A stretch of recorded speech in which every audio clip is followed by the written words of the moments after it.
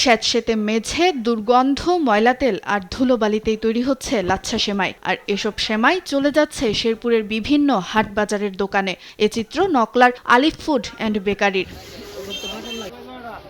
যেখানে কারিগরদের নেই স্বাস্থ্যবিধির কোনো বালাই, নেই কারখানার লাইসেন্স, পরিবেশের ছাড়পত্র কিংবা মান নিয়ন্ত্রণে নেই কোনো ল্যাব, তবুও দেদারসে তৈরি করে যাচ্ছে বাহারি সেমাই। অনুমোদনহীন এসব কারখানার বিরুদ্ধে ব্যবস্থা নিয়ে প্রশাসনের প্রতি আহ্বান ক্রেতাদের। সেমাই সহ আমি মনে করি যে আমাদের যতগুলি খাদ্যদ্রব্য আছে বাজারের বাইরে যেগুলো বিক্রি করা হয়, এগুলোকে পরিবেশ বান্ধব এবং আমাদের স্বাস্থ্যকর করে তোলার জন্য যা যা করণীয় আমি ব্যবসায়ীদেরকে উদাত্ত আহ্বান জানাবো, তারা যেন এই স্বাস্থ্যসম্মত করার চেষ্টা করে। শেরপুরে অনেক দোকান আছে যেগুলো আপনার খোলার সময় বিক্রি করে এবং কি স্বাস্থ্যসম্মত না, এগুলো আপনার খেলে মানুষের রোগ ব্যাধি হয়। ঈদ সামনে রেখে অসাধু সেমাই ব্যবসায়ীদের ধরতে মাঠে নিয়মিত মনিটরিং করছে নিরাপদ খাদ্য অধিদপ্তর ও বিএনটিআই। ঈদকে সামনে রেখে বিভিন্ন অসাধু ব্যবসায়ী বিভিন্ন খোলা এবং নোংরা পরিবেশে সেমাই প্রস্তুত করছে।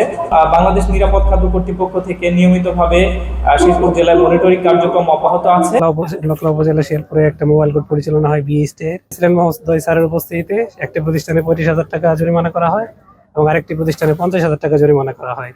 জনস্বার্থে বিএসটিআই এমন অভিযান অনবরত চলতে থাকবে। এদিকে ভেজাল খাদ্য উৎপাদনকারীদের বিরুদ্ধে ব্যবস্থা নেওয়ার কথা জানান জেলা প্রশাসন। আমার কার্যালয়ের নির্বাহী ম্যাজিস্ট্রেটগণ এবং উপজেলার ইউনো সাহেবরা, সাহেবরা প্রতিনিয়ত বাজারে যাচ্ছেন এবং তাদের দৃষ্টিতে যে কোনো অপরাধ সামনে পড়লেই আমরা ব্যবস্থা নিচ্ছি। অস্বাস্থ্যকর পরিবেশে সেমাই সহ অন্যান্য খাদ্যপণ্য তৈরির বিরুদ্ধে প্রশাসন আরও জোরালো ভূমিকা রাখবে প্রত্যাশা সাধারণ মানুষের।